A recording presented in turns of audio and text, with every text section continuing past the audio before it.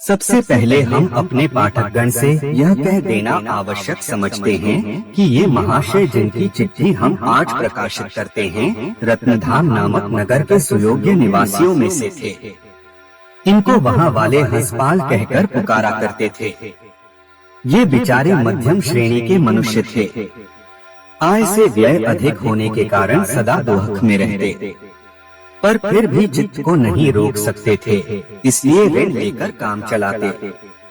एक ठौर वह स्वयं अपनी चिट्ठी में लिखते हैं कि मैं व्यापार मंद हो जाने के कारण शीघ्र ही दरिद्र हो गया, और जब इन पर अत्यंत तगादा होने लगा तो इन्होंने अपनी जान बचाने के लिए मूसे के बिल के समान कोई संरक्षित स्थान न पाकर इस पृथ्वी तल को छोड़ देने के लिए मन में ठान लिया। उस चिट्ठी की नकल यह है। ज्योतिष विद्यालय के सभापति महाशय। कदाचित आप महाशयों को स्मरण होगा कि रत्नधाम नगर में एक हंसपाल नामक शिल्पकार हाथी बनाने वाला रहा करता था, जो कि और 3 मनुष्यों के साथ वहाँ से न जाने कहाँ अलोप हो गया था। ये 4 आदमी किस रीति से कहाँ चले गए सो किसी की भी समझ में न आया। अब क्षमा पाने की आशा पर मैं लिखता हूँ कि मैं ही वह हंसपाल नामक मनुष्य हूँ। मेरे सहवासी इससे भली भांति अभिज्ञ होंगे कि 40 वर्ष लो में सौर किरीट नामक मोहल्ले में एक छोटे से घर में निवास करता था। मेरे पूर्वज भी न जाने किस समय से इसी घर में रहते आते थे और इसी भांति मरम्मत करने के चलते व्यापार में दृढ़ता से लगे रहते थे। परंतु शीघ्र ही राजनीतिक स्वतंत्रता तथा मनुष्य समाज संशोधकों की बड़ी बड़ी वक्तृताओं का प्रभाव हम सबके व्यापार पर पड़ने लगा। जो लोग पहले अच्छे ग्राहकों में से थे, अब उनको हमारे तक आने का अवकाश भी नहीं मिलता था। मैं शीघ्र अतिशय कंगाल हो गया।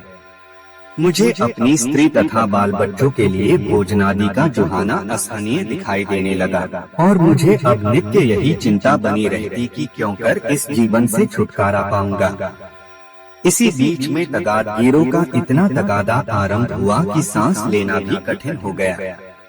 मेरा घर प्रातः काल से लेकर रात्रि के समय तक इन लोगों से घिरा रहता था, परंतु 3 मनुष्य विशेषज्ञ मुझे कष्ट देते और नित्य मेरे द्वार पर बने रहते थे तथा नियमानुसार मुझे दंड दिलाने की धमकी देते थे।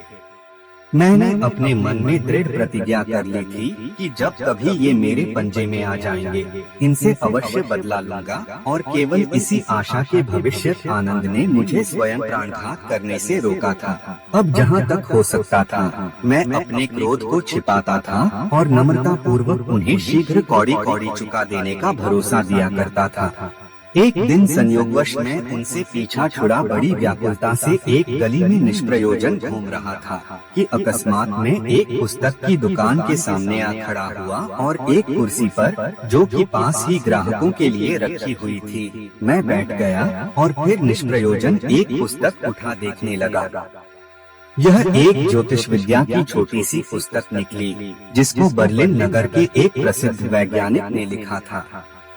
उस पुस्तक भर में कुछ ऐसी बातें थीं जिनका एक अद्भुत प्रभाव मेरे हृदय पर पड़ा, और जो मैं उस विषय पर अधिक सोचता था, मेरे हृदय में उसकी रुचि बढ़ती ही जाती थी। प्रातः काल उठ आवश्यक क्रियाओं से छुट्टी पा मैं फिर पुस्तक की दुकान को चला गया और मैंने 2-3 पुस्तकें शिल्प विद्या तथा ज्योतिष विद्या की मोल ले ली, और घर पहुंचकर मैं इन्हीं पुस्तकों के पढ़ने में लवलीन हो गया। शीघ्र ही मैं इन विद्याओं में ऐसी दक्षता को प्राप्त हो गया कि मैं अपने एक विशेष उद्देश्य में अपने को पहले ही से सफल विचारने लगा। इस बीच में मैं उन 3 महाजनों को धीरज दिलासा देता रहा, और बड़े यत्न से मैंने अपना थोड़ा माल असबाब बेचकर उन्हें कुछ रुपया दे प्रसन्न कर लिया। बाकी के लिए मैंने उनसे प्रतिज्ञा की कि मैंने एक उपाय सोचा है, उसमें कृत कार्य होने पर वह भी चुका दूंगा, और उनको प्रसन्न तथा संतुष्ट रखने के लिए मैंने उस काम में उनसे सहायता के लिए प्रार्थना की। इस ढंग से मैंने उनको राजी कर लिया। इस प्रकार सब प्रबंध करके मैंने अपनी स्त्री को भी इस काम में सन्नद्ध कर लिया और सब बात गुप्त रखने के लिए उसको चेता दिया। तब मेरे पास जो कुछ माल असबाब शेष रह गया था उसे बेचना आरंभ किया और झूठे बहानों पर भिन्न भिन्न पुरुषों से ऋण लेने लगा। यूं द्रव्योपार्जन करके मैंने बढ़िया कमर की मलमल के 12 गज के टुकड़े मोल लिए तथा सुतली की डोरियां, डालियों के बने हुए बड़े तथा गहरे टोकरे, बढ़िया बार्निश। सारांश यह कि एक बड़े बैलून के लिए जिन जिन वस्तुओं की आवश्यकता होती है उन्हें जुहा लिया। यह सब सामग्री मैंने अपनी स्त्री को दे उसे बनाने की रीति इत्यादि से भली भांति विज्ञ कर दिया।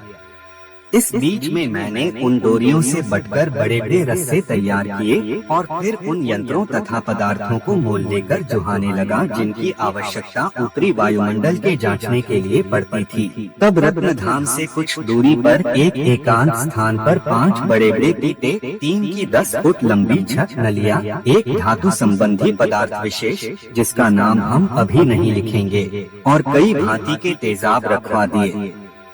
इन तेजाबों से जो गैस मैं बनाने को था उसके समान गैस आज पर्यंत कभी किसी ने नहीं बनाया था और कभी किसी ने उससे यह काम लेने का विचार भी नहीं किया था। यह एक बेर स्वरूप परिवर्तन करके फिर पूर्व स्वरूप धारण नहीं कर सकता था और इसकी घनता डेंसिटी लोग हाइड्रोजन से 37.4 गुना कम जानते थे।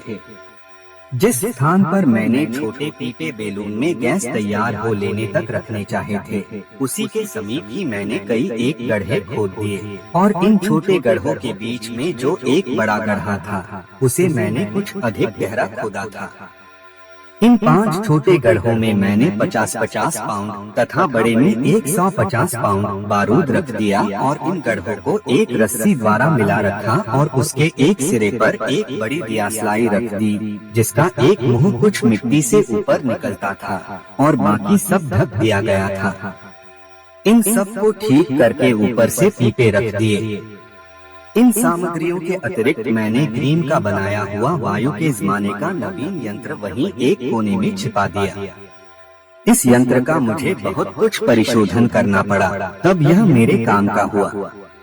मेरा बैलून शीघ्र बनकर तैयार हो गया। प्रत्येक वस्तु जुड़ जाने पर मैंने अपनी स्त्री से शपथ ले ली कि वह यह भेद किसी से न कहेगी और मैंने भी उससे प्रतिज्ञा की कि मैं भी शीघ्र लौट आने की चेष्टा करूँगा।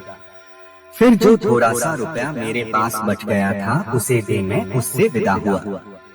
जब मैं उससे विदा हुआ उस समय रात्रि बड़ी अंधेरी थी और उन तीनों महाजनों की सहायता से बैलून तथा कार इत्यादि को लिए हुए उस स्थान पर पहुंचा जहां दूसरी सामग्री रख दी थी और उन सबको ज्यों का त्यों पाकर अपने काम में प्रवृत्त हो गया। उस दिन अप्रैल महीने की पहली तारीख थी जिसे ईसाई मत वाले फूल्स डे भी कहते हैं। कोई 4 घंटे के समय में मैंने देखा कि बैलून यथोचित गैस से फूल गया है।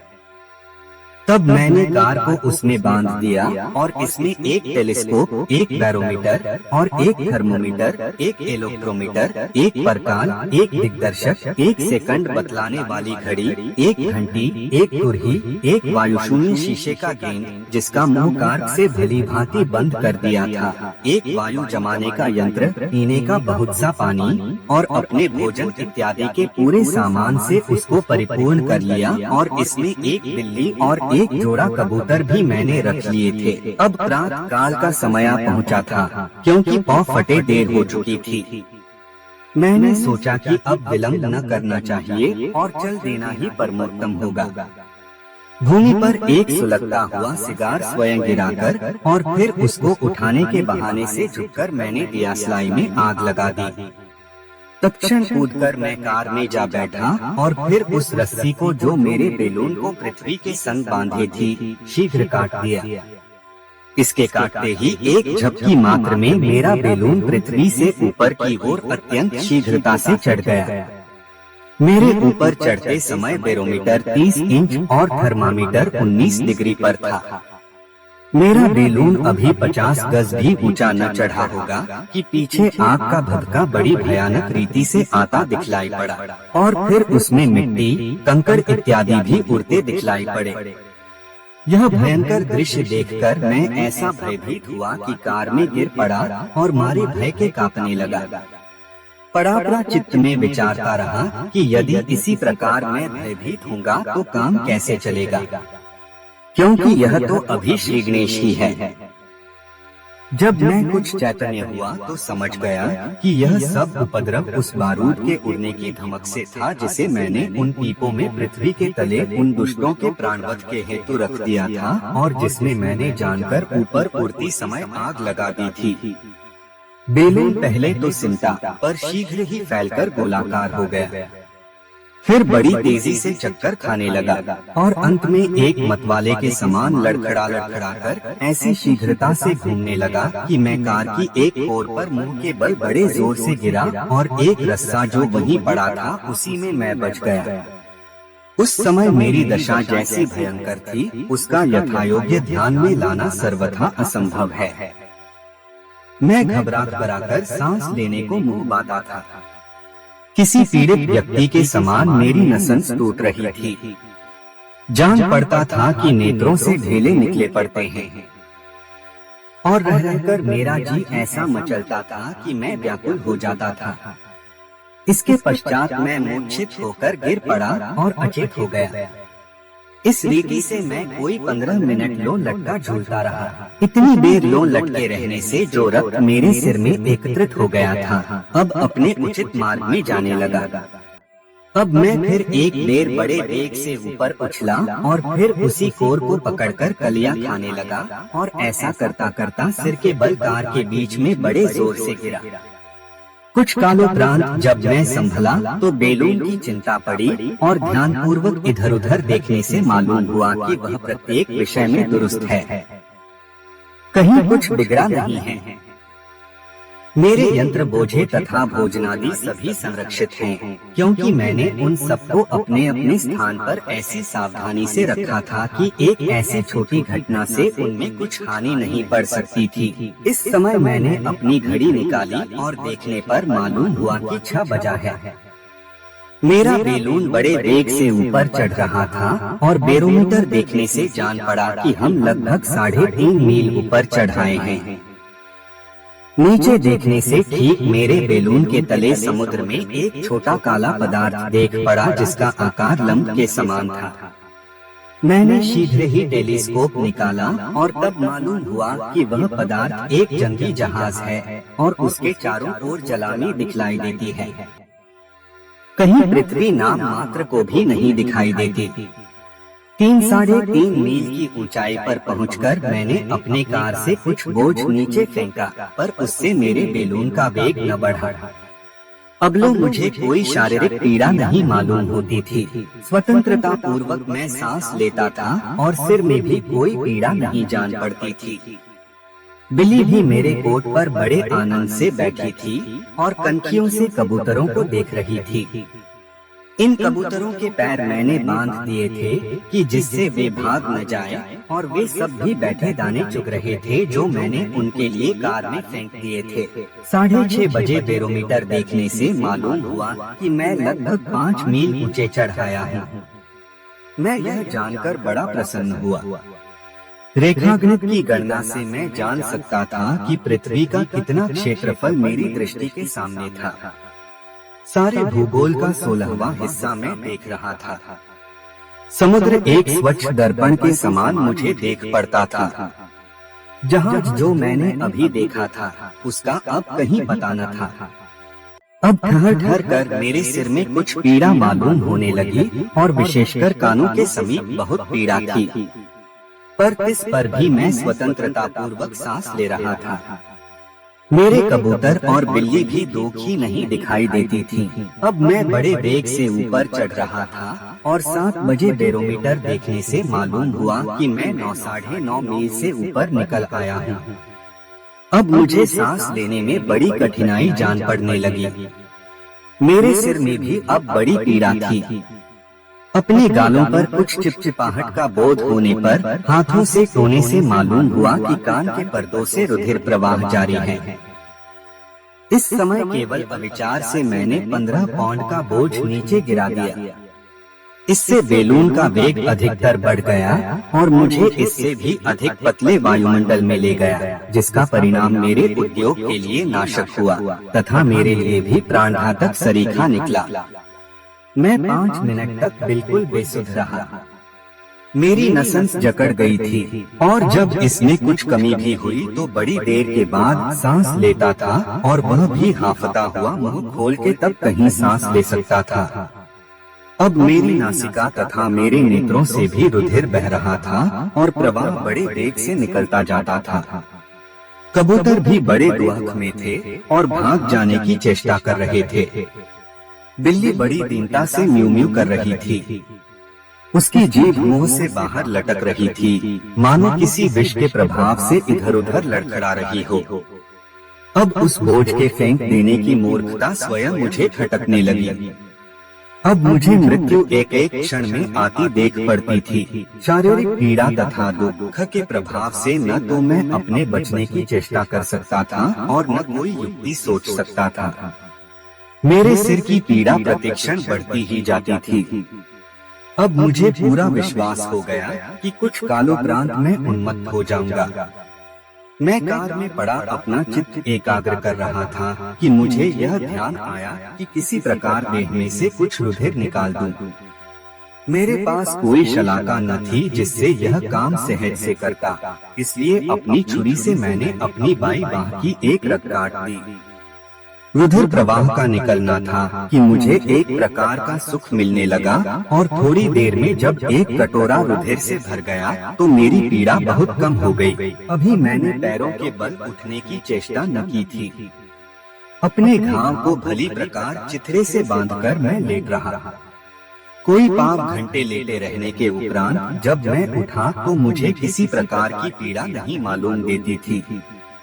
सांस लेने का दुख बहुत कम हो गया था और मैंने विचारा कि अब मुझे शीघ्र ही वायु समाने के यंत्र द्वारा सहायता लेनी पड़ेगी। मेरी बिल्ली मेरे कोट से सटी बैठी थी। जब मैं पीड़ित कार में पड़ा था, मेरी बिल्ली ने 3 बच्चे जने। यह देखकर मुझे बड़ा आश्चर्य हुआ।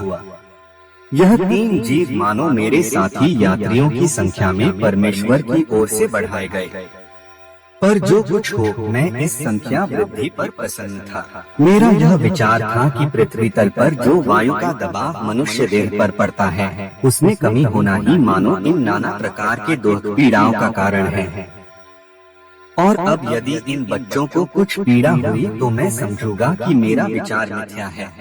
8 बजे के उपरांत मैं भूमितल से 17 मील ऊपर चढ़ाया था, जिससे मुझे मालूम हुआ कि मेरे बेलून का वेग अब बहुत बढ़ गया है और यह भी सिद्ध था कि यदि मैं उन बोझों को नीचे न फेंकता तो भी वेग की कुछ वृद्धि अवश्य होती। रह रहकर मेरे सिर पर कान में बहुत पीड़ा मालूम देती थी और मेरी नासिका से रुधिर भी बहने लगता था, पर पहले से अब पीड़ा बहुत कम थी। मैं शीघ्र शीघ्र सांस लेता था और प्रति बार सांस लेने में मुझे छाती जकड़ने की पीड़ा जान पड़ती थी। अब मैंने कंडेंसर, हवा को जमाने अथवा घनी करने वाला यंत्र निकाला और उसे शीघ्र काम करने के योग्य बना दिया। उन कबूतरों को इस समय बड़ी पीड़ा में देख उनको स्वतंत्र कर देने का मेरा विचार हुआ। इसलिए मैंने एक का बंधन खोला और उसको विकर वर्ग के कोर पर धर दिया। वह बड़ा बेचैन जान पड़ता था और अचंभे से अपने चारों ओर देख रहा था। कभी पंख फड़फड़ाता, कभी गुटक गुटक कर बोलता था। यह सब कुछ करने पर भी वह कार को छोड़कर बाहर नहीं जाया चाहता था। अंत में मैंने उसे उठा लिया और अपने बेलून से कोई 6 हाथ की दूरी पर बड़े वेग से लुका दिया। उसने नीचे उतरने की कोई चेष्टा न की और मेरे पास आ जाने का बड़ा उद्योग करता रहा और साथ ही बड़े जोर से चीखता जाता था। अंत में बेलून के कोर तक पहुंचने में वह कृतकार्य हुआ, पर ज्यों ही उस पर बैठा था कि उसका सिर उसकी छाती पर गिरा और वह मुर्दा होकर में गिर पड़ा। यह विचार कि कहीं यह भी इसी प्रकार फिर मेरे पास न लौट आवे, मैंने दूसरे को नीचे की ओर अपने पूरे बल से फेंक दिया और यह देखकर मैं बड़ा प्रसन्न हुआ कि वह बड़े वेग से पंख मारता हुआ नीचे चला जा रहा है। कुछ काल में वह दृष्टि से लोप हो गया और मुझे पूरा विश्वास हो गया कि वह बिना किसी विघ्न के घर पहुंच गया होगा। बिल्ली ने, जो कि अब किसी प्रकार पीड़ित नहीं जान पड़ती थी, इस मुए कबूतर को बड़ी रुचि से खाया और खा पी कर सो रही। उसके बच्चे बड़े हर्षित देख पड़ते थे और किसी प्रकार दुखित नहीं जान पड़ते थे।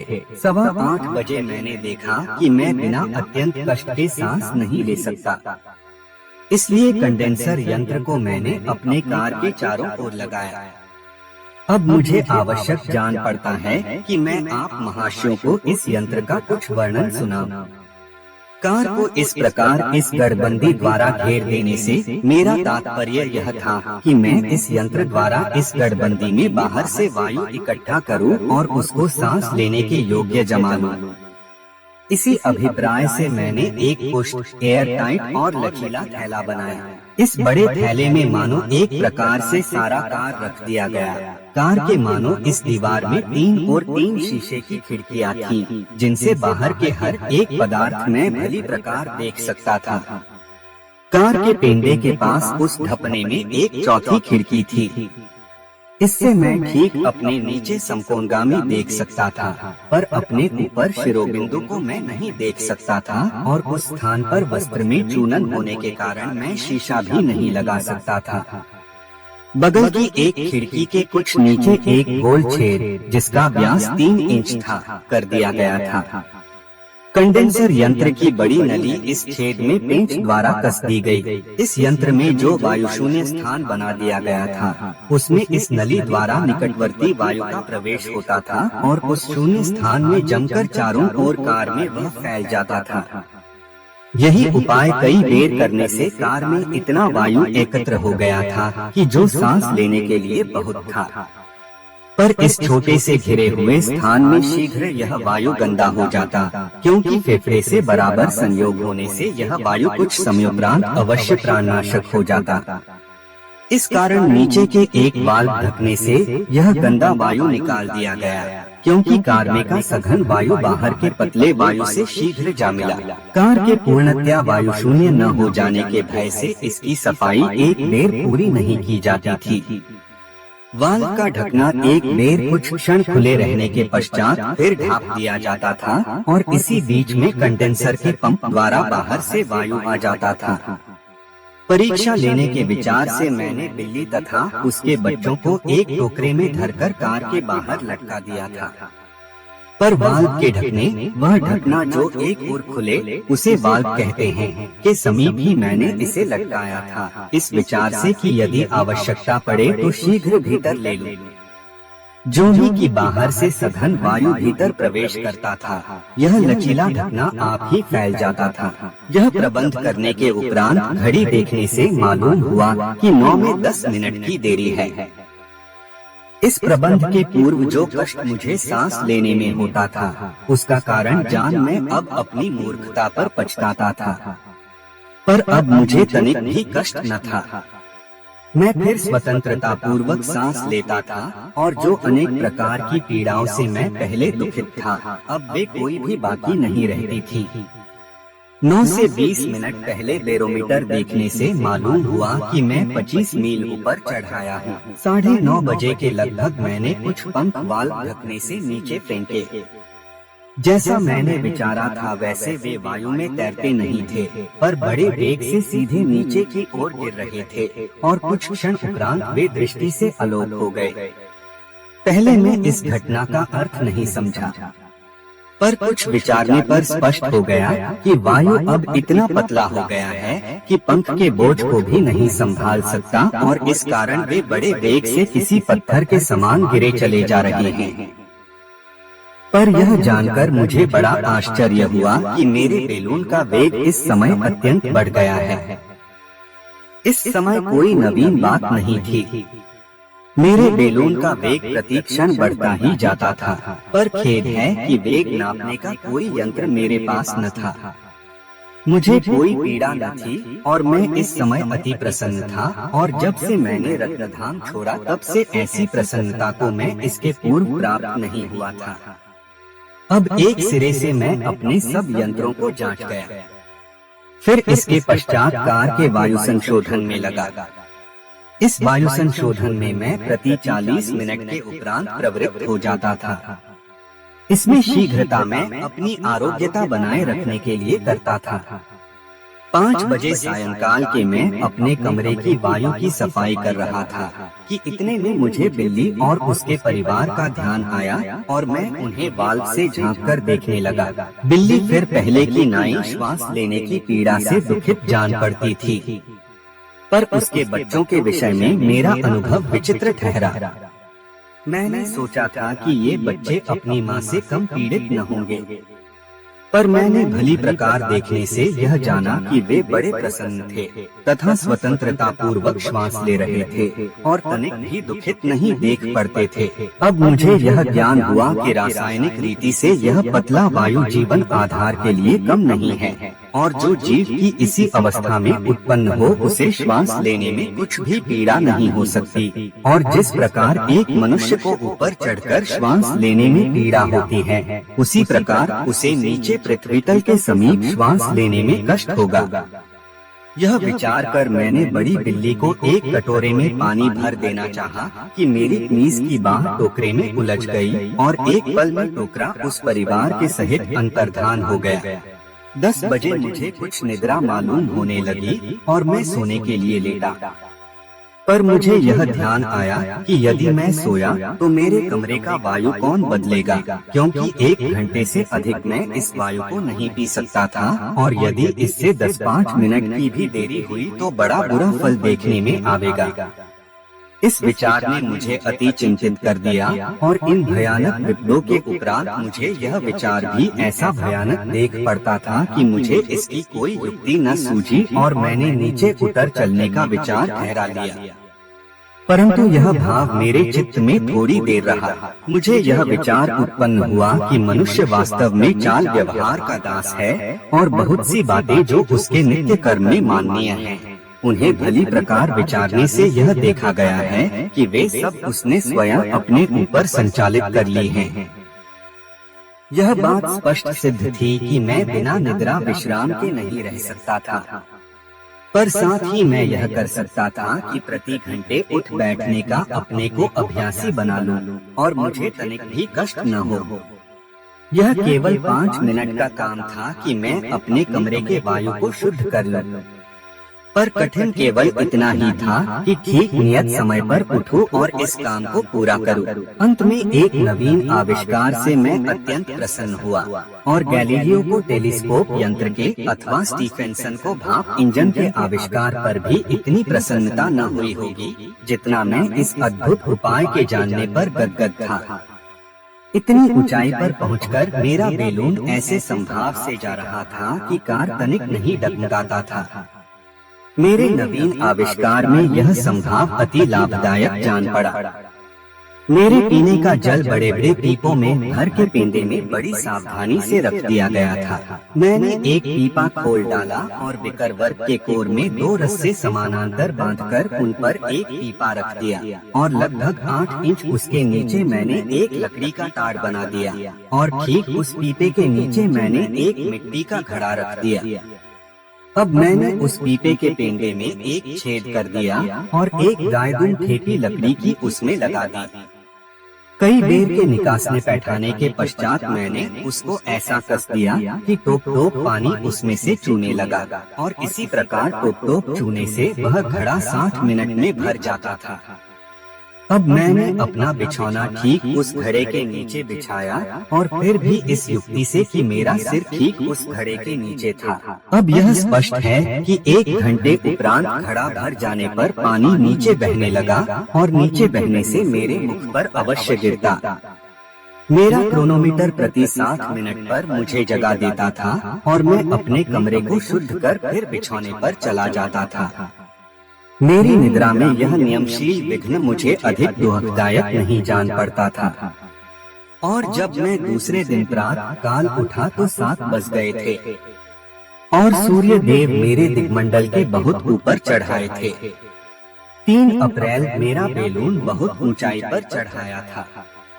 पृथ्वी की मध्योन्नति स्पष्ट प्रकट होने लगी थी। मेरे बेलून के नीचे सागर में कई काले काले धब्बे देख पड़ते थे, जो वास्तव में टापू थे। ऊपर आकाश अत्यंत श्याम वर्ण दिखाई देता था और तारे विशेषता से चमक रहे थे। उत्तर दिशा में बड़ी दूर दिग्मंडल के किनारे किनारे देखने से एक पतली सफेद तथा चमकीली लकीर देख पड़ती थी, जो कि विचारने से मालूम हुआ कि ध्रुव संबंधी समुद्र का बर्फानी मंडल है। यह कौतुक देख मैं बड़ा प्रसन्न हुआ और मैंने विचारा कि मैं भी यदि उत्तर दिशा की ओर गया तो एक न एक समय अवश्य ठीक ध्रुव के ऊपर पहुंच जाऊंगा। 4 अप्रैल बिछौने से बड़ा आरोग्य तथा प्रफुल्लित उठा और समुद्र की विचित्रता देखकर बड़ा आश्चर्य हुआ। इसमें जो गहरा नील वर्ण पाया जाता था वह आज नहीं था, वरन उसके स्थान में सफेदी भूरापन झलकता था और आज इसमें इतनी चमक थी कि नेत्र चौंधे आते थे। 5 अप्रैल सूर्योदय की विचित्र लीला मैंने उस समय देखी जबकि सारी पृथ्वी अंधकूप में पड़ी होगी। समय पहुंचने पर प्रकाश फैल गया और मुझे फिर बर्फानी लकीर उत्तर दिशा में देख पड़ी। अब यह अति स्पष्ट देख पड़ती थी और पहले से अधिक काले रंग की थी। 6 अप्रैल बर्फानी लकीर को कुछ निकट देखकर मुझे बड़ा आश्चर्य हुआ। यह सिद्ध था कि बेलून यदि इसी प्रकार चला गया तो मैं शीघ्र जमे हुए समुद्र के ऊपर पहुंचा जाऊंगा और फिर ध्रुव देख लेने में भी कोई संदेह न रहेगा। 7 अप्रैल मैं बड़े सवेरे उठा और उत्तरीय ध्रुव को देखकर अति प्रसन्न हुआ, क्योंकि मैं ठीक उसके ऊपर था। पर खेद इतना ही था कि बहुत ऊपर चले आने से मैं उसे शुद्धता से नहीं देख सकता था। आज प्रातः काल बैरोमीटर देखने से मालूम हुआ कि मैं समुद्र तल से लगभग 7254 मील ऊपर चढ़ आया हूँ। 8 अप्रैल आज मैंने पृथ्वी के प्रत्यक्ष व्यास में बड़ी कमी पाई और फिर इसके रंग रूप में भी बड़ा अंतर पड़ गया था। इसका संपूर्ण क्षेत्रफल कहीं तो फीका और कहीं अत्यंत चमकीला देख पड़ता था और नीचे पृथ्वी तल का भी कुछ हाल विशेष नहीं दिखाई पड़ता था, इस कारण कि बीच में बहुत घने मेघ छाए हुए थे। 9 अप्रैल आज पृथ्वी का व्यास बहुत घटा हुआ दिखाई देता था और उसकी सतह का रंग गहरा पीला देख पड़ता था और बेलून ठीक दक्षिण दिशा में जा रहा था और रात्रि के 9 बजे यह ठीक मेक्सिकन खाड़ी के ऊपर पहुंच गया था। 10 अप्रैल मैं अकस्मात आज 5 बजे प्रातः समय एक भयानक कड़क सुनकर निद्रा से चौंक पड़ा और किसी प्रकार इसका कारण मैं नहीं समझ सका। यह कड़क क्षण मात्र रही होगी, पर मैंने पृथ्वी में कभी इसके समान शब्द नहीं सुना था जिससे मुझे इसके विषय में अनुभव होता। पहले तो मुझे यह भय हुआ कि कहीं मेरा बेलून न फट पड़ा हो और मैं अब गिरा, यही सोच रहा था। पर सावधान होकर मैं अपने बेलून के एक एक यंत्र को जांचने लगा और बड़ा प्रसन्न हुआ जब मैंने यह देखा कि सब यंत्र यथाक्रम थे। दिन भर इस परमेश्वरी कौतुक पर सोचता रहा, पर अंत में असंतुष्ट हो सो रहा। 11 अप्रैल आज मैंने पृथ्वी के व्यास में अत्यंत कमी पाई और आज ही पहली बेर चंद्रमा बहुत बड़ा देख पड़ने लगा। अब कमरे में जीवन आधार के लिए वायु जमाना बहुत कठिन हो गया था। 12 अप्रैल आज बेलून के मार्ग में बड़ा अंतर पड़ गया। यद्यपि मुझे पहले से यह मालूम था, पर इस समय प्रत्यक्ष देखकर आनंद को प्राप्त हुआ। 13 अप्रैल जिस कड़क के शब्द ने मुझे 10वीं को भयभीत कर दिया था, वही भयानक कड़क आज फिर हुई। फिर बड़ी देर लो सोचता रहा, पर कुछ अनुभव न हुआ। पृथ्वी का व्यास बहुत छोटा देख पड़ता था और अब बेलून के नीचे फैलने से केवल 25 अंश का कोण बनता था। चंद्रमा अब मेरे शिरोबिंदु में होने से तनिक भी दिखाई नहीं देता था। 14 अप्रैल पृथ्वी के व्यास में कमी बढ़ती गई। आज मुझे पूरा विश्वास हो गया कि बेलून उस मार्ग पर दौड़ा जा रहा है जिससे वह चंद्रमा के उस भाग में पहुंचेगा जो पृथ्वी से सबसे कम दूरी पर है। चंद्रमा ठीक मेरे सिर पर था और इसी से मुझे नहीं देख पड़ता था। वायु जमाने में अत्यंत दोहक उठाना पड़ता था। 15 अप्रैल पृथ्वी पर न तो कहीं महाद्वीपों का पता लगता था और न कहीं समुद्र का चिन्ह देख पड़ता था। 12 बजे के लगभग तीसरी बेर मुझे फिर वही कड़क सुन पड़ी। अब कि यह कई पल्लों ठहरी और इसकी अधिकता बढ़ती ही गई। मैं बिल्कुल अचेत होकर खड़ा था कि इतने में कार बड़े वेग से हिला और साथ ही एक जलता हुआ न जाने कौन पदार्थ बड़े वेग से बेलून की ओर आया। जब मेरा भय विस्मय कुछ कम हुआ तो मैंने देखा कि यह चंद्रलोक के ज्वालामुखी पर्वत से निकले हुए द्रव्य के टुकड़े हैं और पृथ्वी पर जो उल्का पत्थर गिरते हैं उन्हीं के समान ये भी देख पड़ते थे। 16 अप्रैल आज कमरे की दोनों खिड़कियों से ऊपर देखने से चंद्रमा का मंडल बेलून की परिधि के चारों ओर बढ़ा देख पड़ता था। यह देखकर मेरे चित्त में एक प्रकार की खलबली उत्पन्न हो गई थी। अब मुझे विश्वास हो गया था कि मैं अब अपने निरूपित स्थान पर शीघ्र पहुंच जाऊंगा। वायु जमाने में अब मुझे कष्ट उठाना पड़ता था। निद्रा विश्राम के लिए मुझे क्षण मात्र की छुट्टी नहीं मिलती थी। मैं अब सदा किसी न किसी प्रकार से पीड़ित रहता था। यह कदापि संभव नहीं कि मनुष्य इतना कष्ट चिरकाल में सहन कर सके। आज रात्रि में फिर मेरे बेलून के निकट से होकर एक लुक्का पत्थर चला गया और अब इनकी अधिकता से मुझे एक प्रकार की चिंता उत्पन्न हुई। 6 अप्रैल बर्फानी लकीर को कुछ निकट देखकर मुझे बड़ा आश्चर्य हुआ। यह सिद्ध था कि बेलून यदि इसी प्रकार चला गया तो मैं शीघ्र जमे हुए समुद्र के ऊपर पहुंचा जाऊंगा और फिर ध्रुव देख लेने में भी कोई संदेह न रहेगा। 17 अप्रैल आज का दिन मेरे भ्रमण में चिरस्मरणीय रहेगा। पाठकों को यह स्मरण होगा कि 13वीं तारीख को मेरे बेलून से पृथ्वी की कोणिक चौड़ाई 25 अंश थी। 14वीं को यह चौड़ाई बहुत घट गई। 15वीं को इसमें भी कमी हो गई और 16वीं की रात्रि को देखने से इसका कोण केवल 7 अंश 15 मिनट बच गया था। आज 17वीं को प्रातः समय सोकर उठने पर मुझे यह जान पड़ा कि मेरे नीचे की पृथ्वी की सतह अकस्मात बहुत बढ़ गई है, अर्थात उसका कोणिक व्यास 7 अंश से आज 69 अंश हो गया है। मैं तो यह देखकर भौचक्का हो गया और अपना भय तथा विस्मय कदापि वर्णन नहीं कर सकता। मेरे पैरों में कपकपी जान पड़ने लगी। मेरे दांत बैठ गए तथा मेरे बाल मारे भय के खड़े हो गए।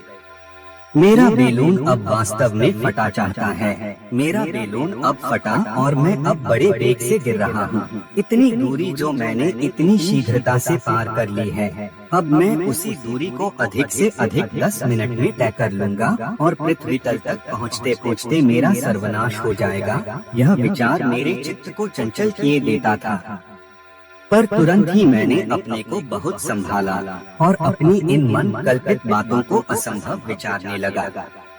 यह कदापि संभव नहीं कि मैं इतने शीघ्र नीचे पहुंच गया। यद्यपि मैं नीची सतह पर उतर रहा हूं, पर मेरा वेग उतना नहीं था जितना मैंने विचारा था। इस विचार ने मेरा चित्त अति शांत कर दिया। वस्तुतः इस भय ने मेरे इंद्रिय ज्ञानों का नाश कर दिया था। मैं कदापि उस समय अपने होश में न होगा। अब मैंने यह विचारा था कि यह सतह जो मेरे नीचे देख पड़ती है पृथ्वी की है, पर वास्तव में पृथ्वी की सतह अब मेरे ऊपर शिरोबिंदु में हो गई थी और बेलून के आड़ में होने के कारण मुझे कुछ नहीं देख पड़ता था और अब चंद्रमा मेरे नीचे पैरों की ओर दिखाई दे रहा था। अपने चारों ओर की वस्तुओं में इस प्रकार एकाएक यह अद्भुत परिवर्तन देख मैं बड़े अचंभे में पड़ गया था और यात्रा भर की बातों में इस बात का स्वयं मुझे कुछ अर्थ नहीं समझ पड़ता था। मैंने पूर्व ही सोच लिया था कि जब मेरा बेलून उस स्थान पर पहुंचेगा जहां इस ग्रह की आकर्षण शक्ति से उपग्रह की आकर्षण शक्ति अधिकतर हो जाएगी, तो यह परिवर्तन आवश्यकीय हो जाएगा। मैं एक घोर निद्रा में सोया सोया उस घटना को जो मैंने पूर्व ही विचारी थी प्रत्यक्ष होते देखकर चौंक पड़ा। यह चक्र अवश्य क्रम तथा बड़ी सुगमता से हुआ होगा और मुझे इसमें संदेह है कि यदि मैं जागता भी होता तो क्या मुझे अपने बेलून का यह चक्र मालूम पड़ जाता। अब अपने भय इत्यादि से निर्भय हो मैंने चंद्रमा के प्राकृतिक रंग रूप को देखना आरंभ किया। मेरे नीचे यह एक समुद्र के चित्र के समान दिखाई दे रहा था और यद्यपि चंद्रमा अभी मेरे बेलून से कुछ दूरी पर था, पर उसकी सतह का उबड़-खाबड़ स्पष्ट देख पड़ता था। चंद्रलोक तल से सागर व समुद्र की अनुपस्थिति मुझको उसके भूगोल संबंधी अथवा बाहरी रूप में सबसे आश्चर्यजनक जान पड़ी। पर इस पर भी उसमें मुझे ऐसी समभूमि दिखाई देती थी जो कि जान पड़ता था कि जल के वेग से कहीं कहीं एकत्र होकर ऊंची हो गई है। उसके उस अर्ध भाग में जो मेरे नेत्रों के सामने था, बहुत से ज्वालामुखी पर्वत दिखाई देते थे और यह जान पड़ता था कि इनके उभाड़ व फुलाव बनाए हुए हैं। इनमें जो सबसे अधिक ऊंचा था वह समकोण ऊंचाई में 3 मील से अधिक ऊंचा न होगा। इनमें से बहुतेरों में से ज्वाला निकल रही थी और इनमें से जो लुक पत्थर अब निकलते थे वे मेरे बेलून से अधिक ऊंचाई पर पहुंचते थे। 18 अप्रैल आज मैंने चंद्रमा की परिधि में अधिक वृद्धि पाई और बेलून के उतार के वेग में अत्यंत वृद्धि देखकर मैं अति भयभीत हुआ। इस चंद्रलोक यात्रा के संभव मानने के पूर्व ही मैंने चंद्रमा के निकट वायुमंडल का होना संभावित माना था। चंद्रमा से अब मेरा बेलून प्रतिक्षण निकट पहुंचता जाता था और वायु जमाने में जो कष्ट मुझे भोगना पड़ता था उसमें अब तक कुछ कमी नहीं हुई थी, जिससे मुझे यह संदेह उत्पन्न हो रहा था कि कदाचित चंद्रमा में वायु नहीं है। 19 अप्रैल आज प्रातः काल मुझे बड़ा हर्ष हुआ जब मैंने देखा कि चंद्रमा अब अत्यंत निकट आ गया है और फिर अपने वायु जमाने के यंत्र द्वारा मुझे यह जान पड़ा कि अब वायु के पतलेपन में बड़ा अंतर पड़ गया है और 10 बजे के लगभग मुझे पूरा विश्वास हो गया कि वहाँ वायु अवश्य है। फिर 11 बजे वायु जमाने में मुझे कुछ भी परिश्रम न करना पड़ा और 12 बजे मैंने अपने कार की ओढ़नी को उतार कर रख दिया। अब मुझे पूरा विश्वास हो गया था कि ज्यों-ज्यों मैं चंद्रमा के निकट पहुंचता जाऊंगा वायु अधिक मिलता जाएगा। यद्यपि मेरा यह विचारना यथार्थ निकला कि चंद्रमा के निकट उसके पिंड के यथायोग्य वायु अवश्य पाया जाएगा, पर इस पर भी उसकी सघनता के विषय में मैंने धोखा खाया, क्योंकि उसके तल पर भी इतना वायु नहीं पाया जाता था जो मेरे कार को उसके बोझ सहित ऊपर संभाले रहता। पर बड़ी उतावली के साथ मेरे मुंह के बल गिरने से इसका खंडन हो गया। जो कुछ हो मैं अब अत्यंत वेग से चंद्रतल पर गिर रहा था। मैंने बोझ, जल के घड़े, वायु जमाने के यंत्र इत्यादि के फेंकने में क्षण मात्र न गवाया, यहाँ तक कि अंत में अपने कार में की यावत सामग्री नीचे फेंक दी, पर उसके वेग में तनिक भी कभी न हुई। अब मैं चंद्रतल से कोई आध मील की दूरी पर था। अब अंत में अपना कोट, टोपी आदि फेंक देने पर मैंने अपने कार को बेलून से काट दिया और मैं बेलून के जाल को दोनों हाथों से कसकर पकड़े रहा। 6 अप्रैल बर्फानी लकीर को कुछ निकट देखकर मुझे बड़ा आश्चर्य हुआ। यह सिद्ध था कि बेलून यदि इसी प्रकार चला गया तो मैं शीघ्र जमे हुए समुद्र के ऊपर पहुंचा जाऊंगा और फिर ध्रुव देख लेने में भी कोई संदेह न रहेगा। अब मैं अपने नीचे छोटे छोटे घर तथा बस्ती देख रहा था और मुझे यह जान पड़ता था कि मैं एक विचित्र नगर में उतर रहा हूँ। ठीक मेरे नीचे छोटे छोटे मनुष्यों का एक समूह एकत्र था, जो कि न तो कुछ शब्द उच्चारण करते और न मेरी सहायता करने पर कुछ उत्साह दिखाते थे, पर मूढ़ों के समान दांत निपोरे मुंह बाएं खड़े थे और मुझे तथा मेरे बेलून को ध्यानपूर्वक देख रहे थे। मैंने ग्लानि से उनकी ओर से नेत्र फेर लिया और ऊपर की ओर अपनी पृथ्वी को देखने लगा, जो कि इस समय एक बड़े ताबे के तथा धुंधली ढाल के समान कोई 2 अंश व्यास में दिखाई दे रही थी और जो कि ऊपर आकाश में मानो अचल स्थापित थी और जिसका एक ओर सोने के समान चमक रहा था। जल व स्थल का कोई चिन्ह विशेष नहीं बूझ पड़ता था। इस प्रकार से पाठकगण, मैं अनेक प्रकार के दुख खापत्तियों से बचकर रत्नधाम से विदा हो 19वें दिन अपने स्थान पर पहुंचा। मुझे अभी बहुत कुछ कहना है।